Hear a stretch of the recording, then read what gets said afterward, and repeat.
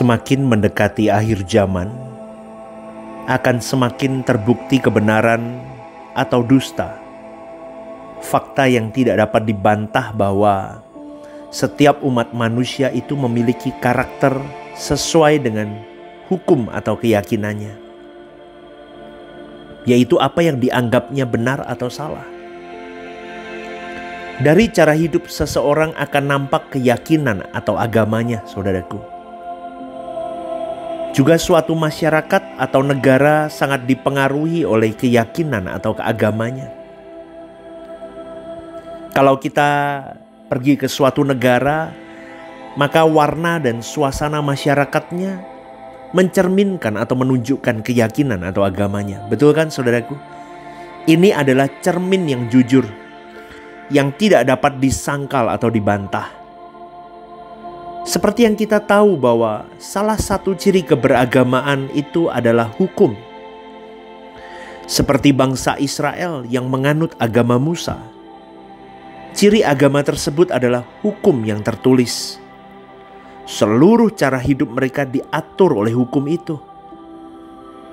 Ada larangan-larangan, petunjuk apa yang halal, apa yang haram. Juga terdapat sanksi-sanksi dalam pelanggaran. Taurat mewarnai hidup bangsa Israel di zaman itu, saudaraku. Suatu realitas yang akan terjadi dan sekarang sudah mulai nampak bahwa pada akhirnya hukum tidak dapat mampu menopang moral manusia. Sebaik apapun hukum disusun dan berusaha ditegakkan, dunia sudah semakin jahat dan semakin rusak. Manusia tidak menyukai kebaikan dan tidak mau diatur. Ini fakta di lapangan. Tidak bisa tidak, manusia hanya bisa diselamatkan dengan cara yang diberikan Bapa melalui pengorbanan putra tunggalnya, Tuhan Yesus itu sendiri. Tuhan Yesus menebus dosa, memuridkan dan mengubah manusia untuk menjadi seperti dirinya.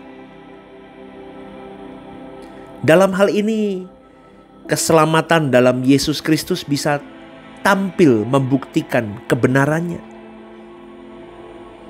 Dalam kekristenan tidak ada hukum yang secara terperinci mengatur cara hidup umat.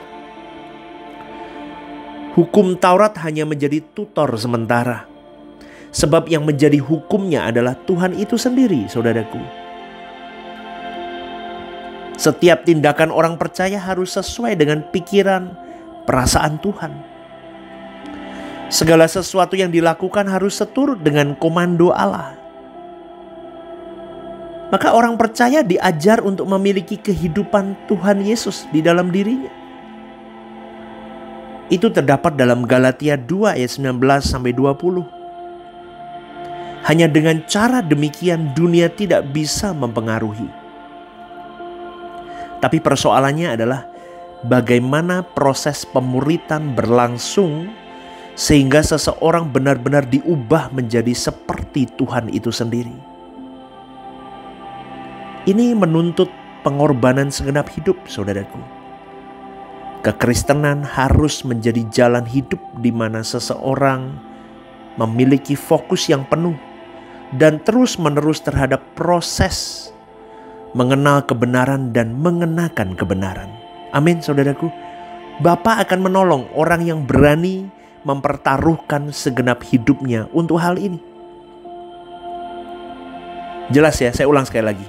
Kekristenan itu harus jadi jalan hidup di mana seseorang memiliki fokus yang penuh loh, saudaraku, nggak boleh kurang. Dan terus-menerus perjuangan ini berproses mengenal kebenaran dan berproses mengenakan kebenaran. Dan Allah Bapa akan menolong orang-orang yang memang berani mempertaruhkan segenap hidupnya untuk hal ini. Dan pada akhirnya, saudaraku, orang-orang Kristen yang hanya menjadikan kekristenannya sekedar agama akan menunjukkan kehidupannya yang tidak berbeda dengan orang dunia. Orang yang tidak mengenal keselamatan dalam Kristus Yesus sama hidupnya. Mereka adalah orang-orang yang sudah puas memiliki kebaikan secara moral umum. Pokoknya pergi ke gereja, duduk ikutin liturgi, melakukan kegiatan gereja, ikut bagian dalam pelayanan, sudah. Tapi mereka tidak sungguh-sungguh mau belajar mengenal Tuhan. Padahal pengenalan tersebut sangat menentukan kesucian hidupnya, sehingga bisa luput dari hawa nafsu dunia yang membinasakan hidup mereka. Karena untuk bisa menghindarkan diri dari pengaruh dunia yang jahat ini, saudaraku, tidak orang percaya harus sungguh-sungguh mengenal Tuhan dengan benar. Sungguh-sungguh peka terhadap kehendak Tuhan. Dan sungguh-sungguh berlatih untuk dapat melakukannya. Karakter seseorang sangat ditentukan oleh keyakinan agama serta hukum yang dia pahami. Maka orang percaya seharusnya diwarnai oleh karakter Tuhan Yesus sebagai hukumnya. Sebab orang percaya menjadikan Tuhan sebagai hukumnya, artinya selalu hidup di dalam kehendaknya. Inilah yang mau saya katakan keistimewaan keselamatan di dalam Yesus Kristus. Manusia itu diubah menjadi seperti Tuhan dengan cara mengenakan hidupnya. Itu terdapat dalam Roma 13 ayat 14. Mengenakan kehidupan Tuhan Yesus adalah perlengkapan senjata yang sangat-sangat benar-benar dibutuhkan setiap pribadi orang percaya. Karena hukum tidak bisa menopang manusia menjadi baik, saudaraku.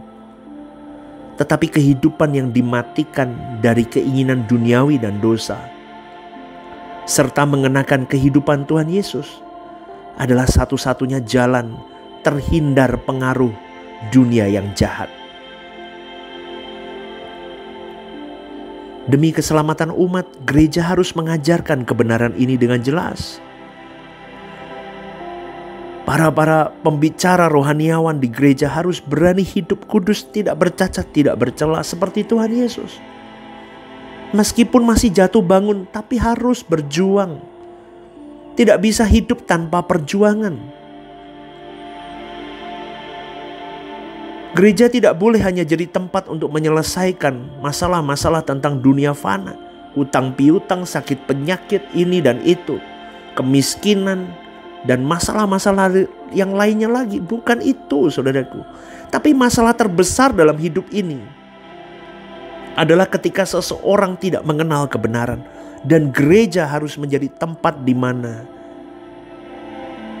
umat itu mendengar, belajar kebenaran yang benar-benar benar. Karena dengan kebutaan terhadap kebenaran, maka seseorang berjalan di dalam lorong yang gelap, saudaraku. Dan ketika mereka berjalan di dalam lorong yang gelap itu, pasti mereka akan serupa dengan dunia ini. Karena mereka tidak tahu arah. Kalau mereka serupa dengan dunia ini, maka mereka menjadi anak dunia. Maka jelas kekristenan itu harus fokus hanya kepada Tuhan. Hukum hidupnya Tuhan. Standar hidupnya Tuhan Yesus. Jelas. Masalah terbesar dalam hidupnya adalah harus mengerti kebenaran dan hidup dalam kebenaran dan mengenakan kebenaran itu. Sehingga hidupnya berkenan kepada Allah. Di dalam keberkenanan kepada Allah akan menghantar seseorang kembali ke rancangan Allah semula.